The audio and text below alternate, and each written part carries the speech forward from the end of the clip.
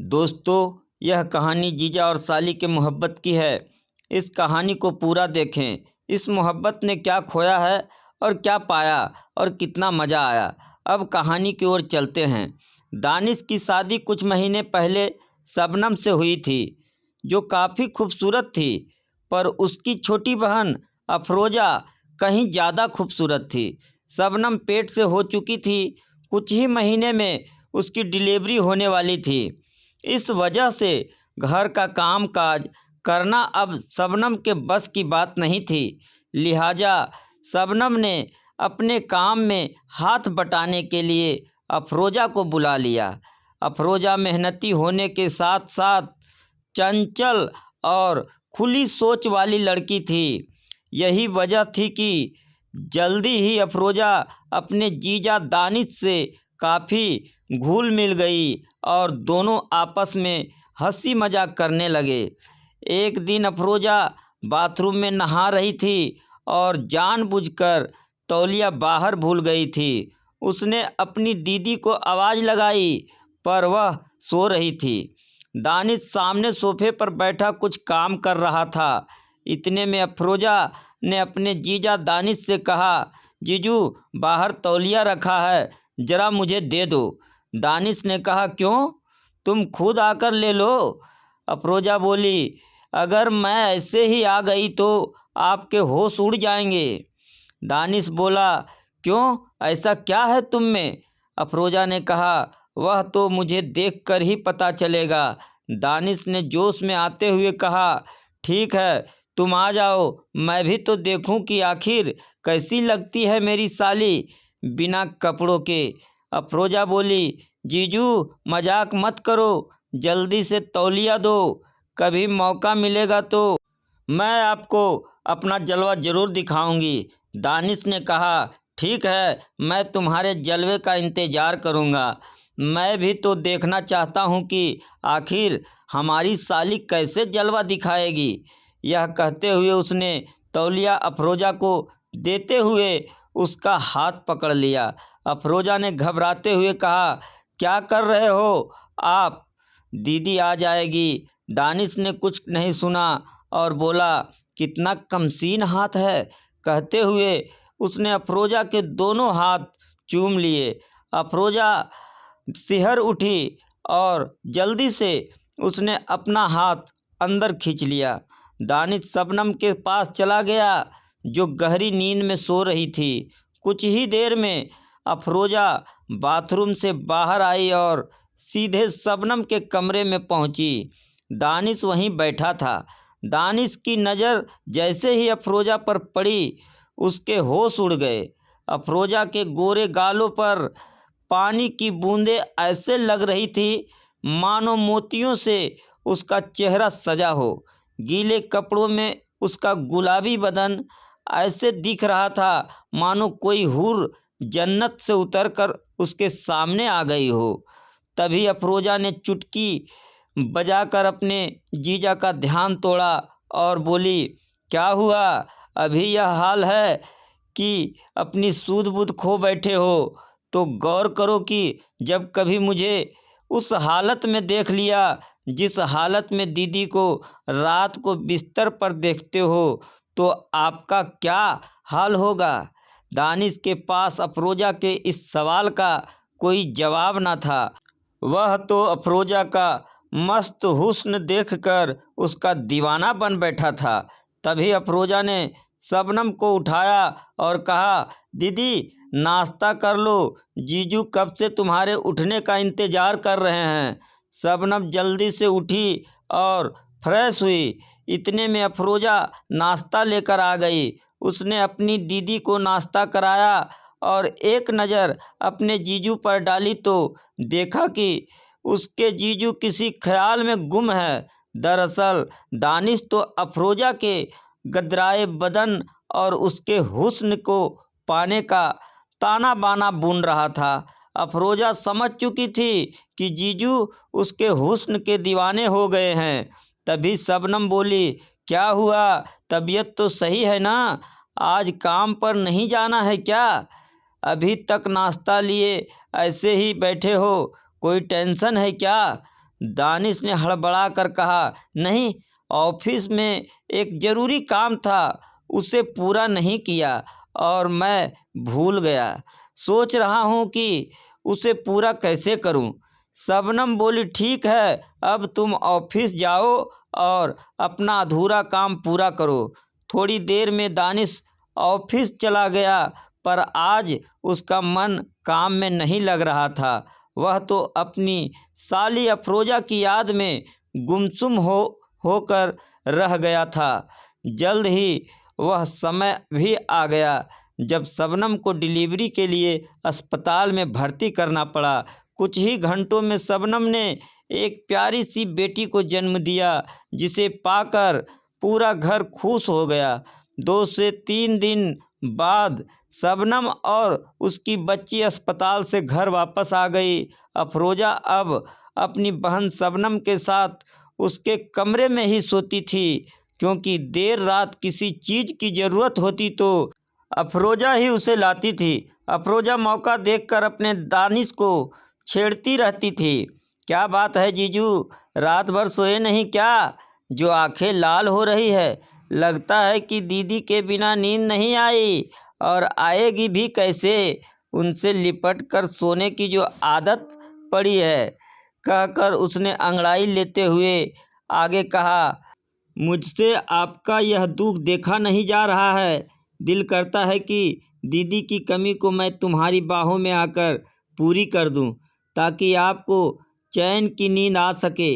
दानिश बोला, अगर तुम्हें मेरा इतना ही ख्याल है तो रात को मेरे पास आती क्यों नहीं? अफरोजा ने रिझाते हुए कहा, आ तो जाऊं, पर डर लगता है कि कहीं मेरे कुंवारे बदन की तपीस से आप जल न जाओ। मेरे बदन की एक झलक से तो आप अपनी सूझ बूझ ही खो बैठे थे। दानिश ने ताना मारते हुए कहा, तुम बस अपनी दीदी का ही ख्याल रखोगी, कुछ ख्याल अपने जीजू का भी रख लिया करो। क्यों इस बेचारे को तड़पा रही हो? अफरोजा ने कहा, तरस तो बहुत आता है आप पर, मगर डर लगता है कि कहीं मुझ कुंवारी को भी मां ना बना दो, तब मैं किसी को मुंह दिखाने के लायक भी नहीं रहूंगी। दानिश ने अफरोजा से कहा, तुम मुझ पर भरोसा रखो, तुम बिन ब्याही मां नहीं बनोगी, मैं इस बात का पूरा ख्याल रखूंगा। अफरोजा चहक कर बोली, तो ठीक है, आप इंतजाम करो, मैं मौका देखकर आज आपका अकेलापन दूर कर दूंगी। कहते हुए वह दूसरे कमरे में चली गई। रात को दानिश ऑफिस से आकर शबनम के कमरे में गया। शबनम और बच्ची सो रही थी। दानिश अपने कमरे में गया और कपड़े बदलने लगा। तभी अफरोजा खाना लेकर उसके कमरे में पहुंच गई, और जैसे ही उसकी नज़र बिना कमीज के दानिश पर पड़ी तो वह शर्मा कर वापस मुड़ी।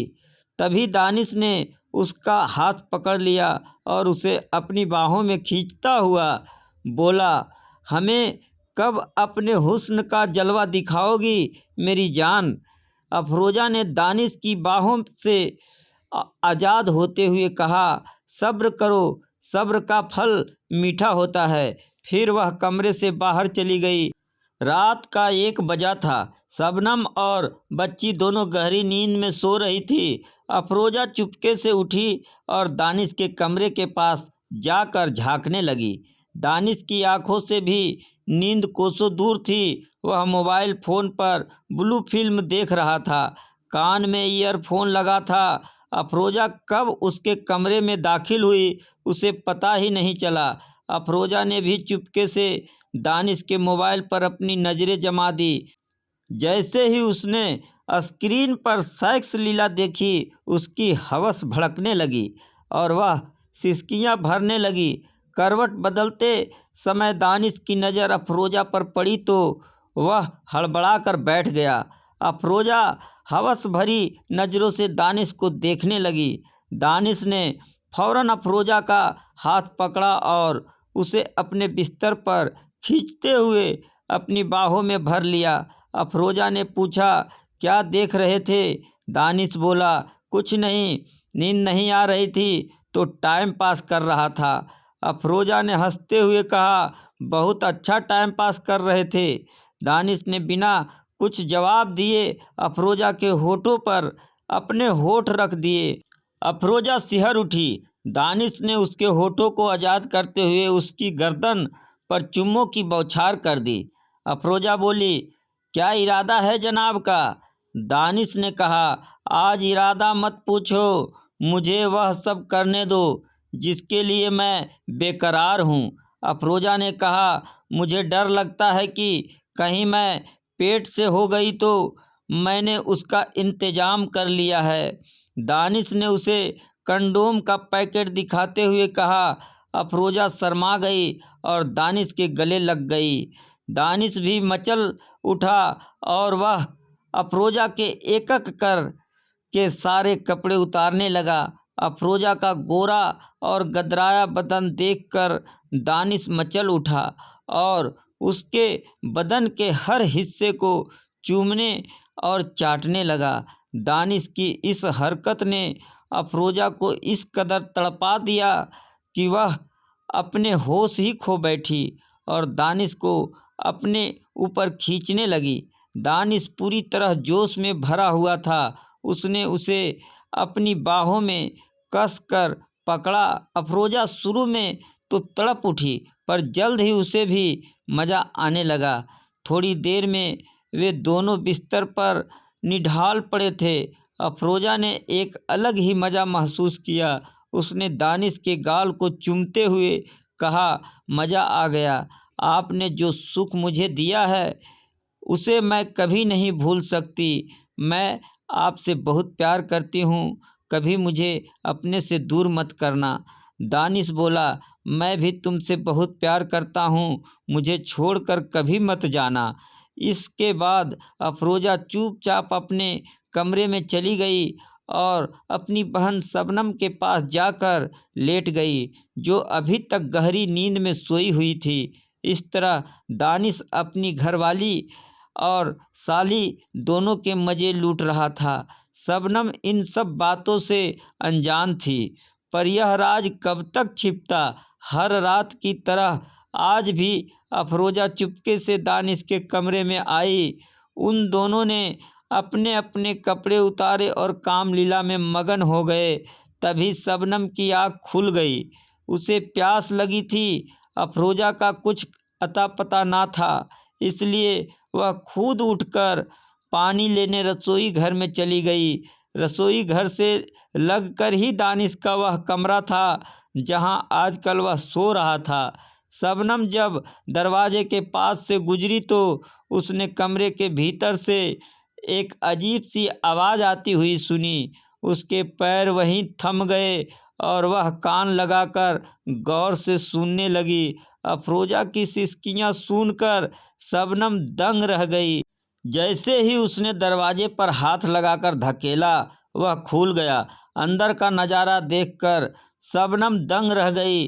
दानिश और अफरोजा सेक्स करने में इस तरह मदहोश थे कि उन्हें शबनम के आने का पता ही ना चला।